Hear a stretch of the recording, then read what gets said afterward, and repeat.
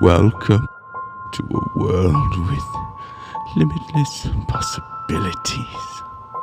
A world where pain and suffering are matched only by the sounds of those who endure it. Welcome to your nightmare. Welcome to your nightmare.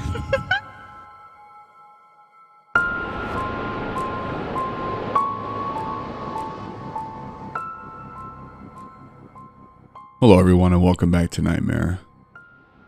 For tonight I will be narrating 3 tales for you, all of which were written by ScaryMaxx on Reddit nosleep. Our first story is called I Saw Him Counting Backward. I had to try to stop him.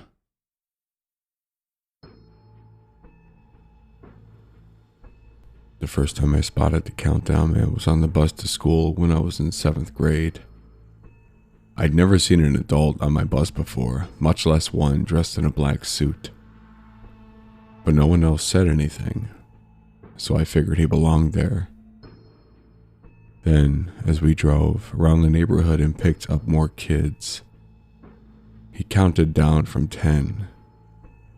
He spoke only in numbers, never another word. 9. Billy Cunningham. 8. 7. 6. The Paulson kids. 5.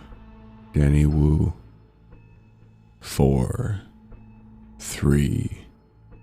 2. 1.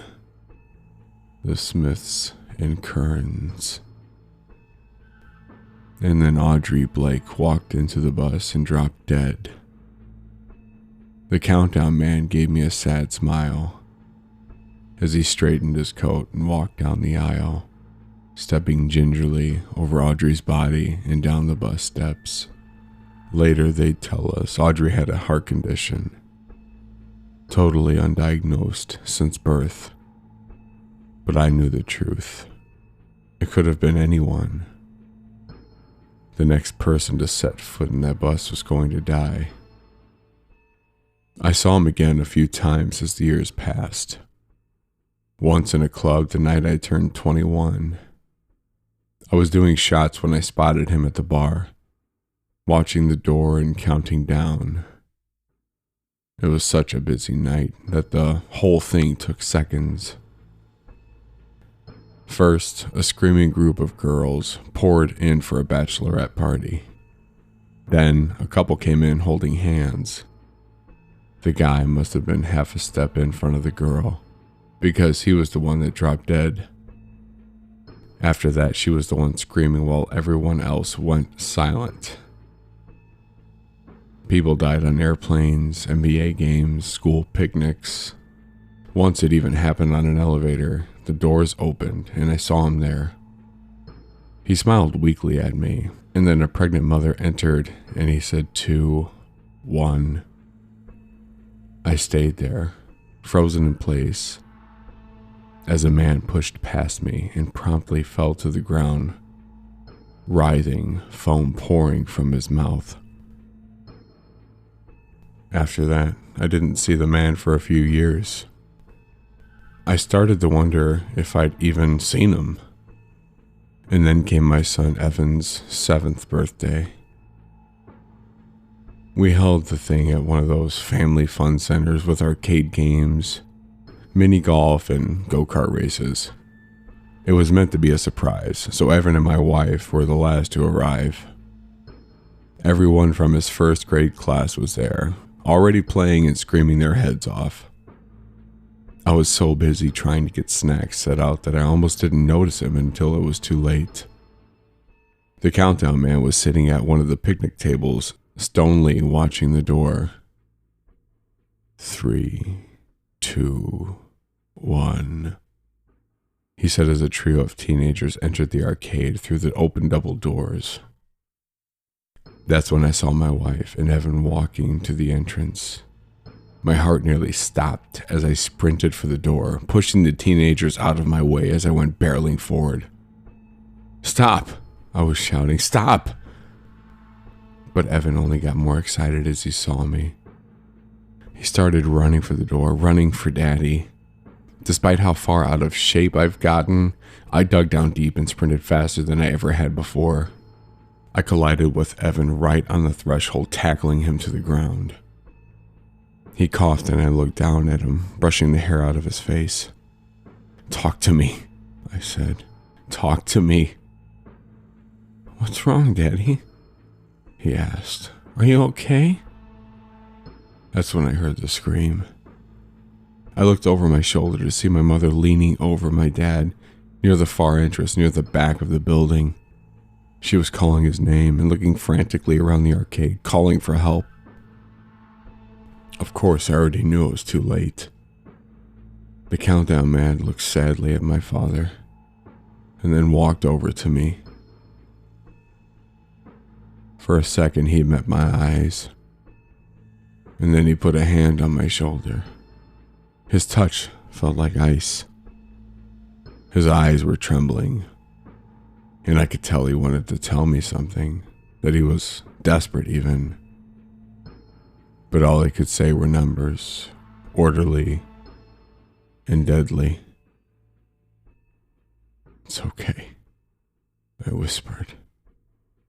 "I know it's not your fault." Then the man pulled his hand away and straightened his coat, walking sadly away. As he did, Evan watched him go. "Daddy?" he asked. "Who is that man?"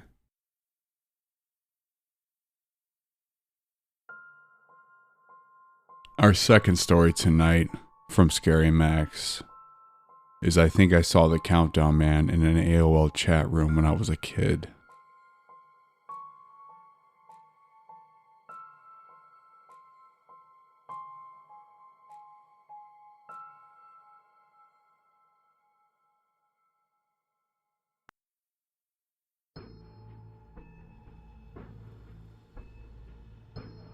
So I'm kind of on edge right now because I just read the story about the countdown man. And now I'm wondering if I met the same dude, but virtually. This was back in the days when AOL would send you a CD like once a week in the mail, begging you to install it and get 500 free hours of internet. I was 15, and my friends and I would stay up all night drinking my mom's wine and jumping into whatever random chat room we could find just to mess with people. Like, we'd pretend to be a 90-year-old woman with a dog who had diarrhea and beg people to help. Sophisticated stuff, I know. But then, one day, we're in the middle of this big chat room with a ton of people joining and leaving all the time. And we notice this user whose name is just a random bunch of letters and numbers, and every time somebody joins the chat, he just posts descending numbers. 10, 9, 8.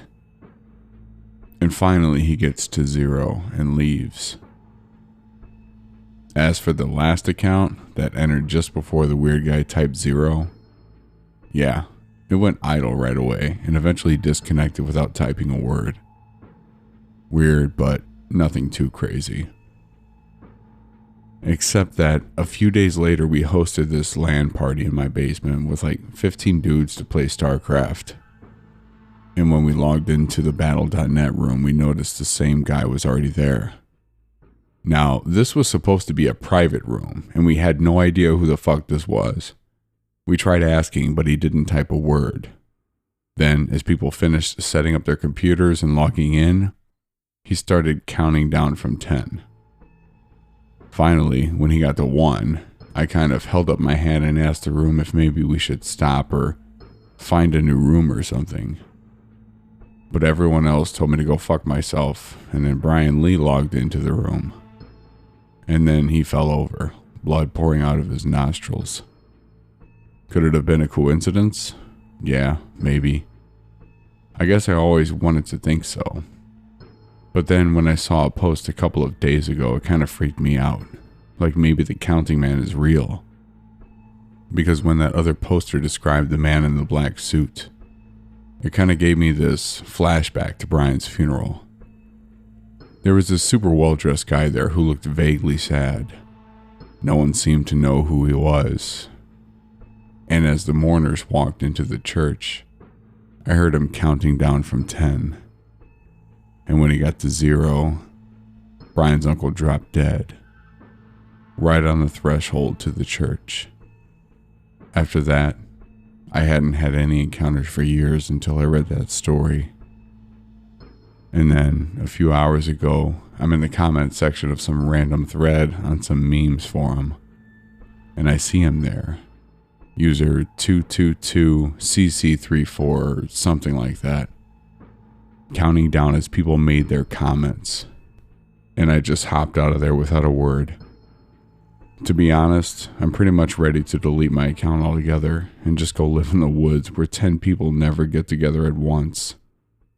But since that's never going to actually happen, I just kind of wanted to post here and see if anyone else had experienced anything like this or seen this guy around. Thanks in advance. Our final tale tonight from ScaryMaxx is called My Dad's Countdown Man Stories Make the Ones from Those Other Posters Seem Tame.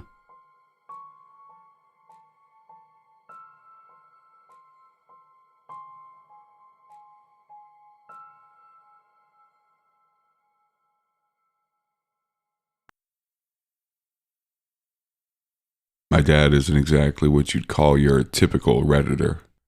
He's more of your grizzled mountain man type guy. Vietnam vet constantly pissed off at me for wasting my time on my computer. Anyway, I saw a couple of posts pop up recently about the Countdown Man that reminded me of some old scary stories he used to tell us right before bedtime.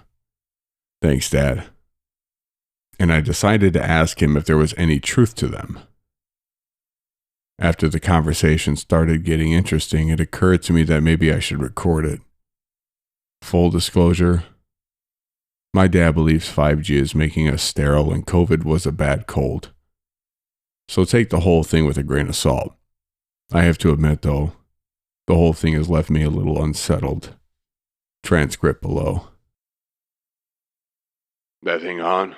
You want me to start over? Nah, just keep going. Well, actually, maybe start with that baby thing again. I mean, that's just something that my mother told me. Back when I was born, they put me in one of those big nursery rooms with a dozen other kids. Kept wheeling them in one at a time for the dads to see through a big window. And then at one point, they wheeled in one and it dropped dead. Heart attack, so they said. Are you saying you saw the Countdown Men then? Like when you were a day old? How the hell would I remember? I'm just saying, it makes sense that he was there. If you kind of take that with the stuff that came later, you start looking for a pattern, you know? I've had a lot of years to count his visits, and if you include that one, it makes 9. What were the other encounters? Encounters, Jesus. You sound like a fucking... Never mind. Yes, there were other encounters. I told you about the time in the movie theater when I was a kid, and then at the pool when the teenage girl slipped and knocked her head on their stone stairs. Right, so to that point, are you saying the Countdown Man has multiple ways of killing people? I mean, I'm not sure he's really killing them. I've always seen him more as an observer. Or at the very least, he's bound to certain rules. Killing people based on a numerical pattern. But what about that incident in Vietnam? That seems different than the others. Can you walk us through that? Right. Well, that was right when we were getting resupplied. Something like summer of '68. We were parked pretty far north and supply drops were a little less frequent. Anyway, we were all pumped because a new drop meant new contraband. It also meant some fresh faces, which was a good and bad thing. Anyway, just as the choppers were coming in, I saw him standing there, dressed in his black coat and his shiny dress shoes. right at the tree line where the open field around the base met the jungle. He was counting quietly, but somehow I heard his voice clear as day over the choppers. The first one landed and guys started jumping out. And every time a new one pops out, I'm hearing 10, 9, 8. You get it. I told my guys to run for fucking cover, and they did. But by then it was too late. All at once, bullets were raining out at that jungle, coming from all directions. One of the new guys got clipped first, right as I heard 0. I figured that was the end. But this time, the countdown man almost seemed to get stuck like a broken record, whispering 0, 0, 0. And people just kept fucking dying. 0, 0, 0. I'll never forget it. Are you okay? You want some water or something? I'll take a fucking beer if that's alright with you. What about the other times he visited, later on? Was there anything unusual about those? I mean, they were all unusual, but other than that time in Vietnam, it followed a similar pattern. 1 death per visit. At this point, my dad stopped talking for a second, and I noticed him staring down at his feet. My dad had pretty much worn cruddy tennis shoes or work boots every day of his life. But these were different. They looked brand new. Black and shiny as onyx. You know, over the years, I've always wondered why it was only me who could see him. Like, what was so special about me? And I guess I've come to believe it's kind of training. Dad, where did you get those shoes? I guess that's the thing I haven't told you before. The last couple visits, he's been leaving me gifts. Back at the church picnic when he came, he stepped out of his shoes as he walked away. And I kind of got the sense he was leaving them for me. So, here they are. Perfect fit. Dad, why would you wear them? I like them. Just sort of feels like they're mine, you know? What other gifts? Look in the closet. You'll see. Is that his fucking coat? Dad, what the fuck? At that point, I kind of figured the interview was done. Honestly, I was getting kind of freaked out, so I said a quick goodbye and headed home. Whether the coat and shoes actually came from the countdown man is highly suspect, but there's no question that my dad is losing it. I guess I just wanted to share this in case anyone else had any insight into what's going on. There's no way this story's real, right? It's just some kind of urban legend. Anyway, if you know anything, hit me up.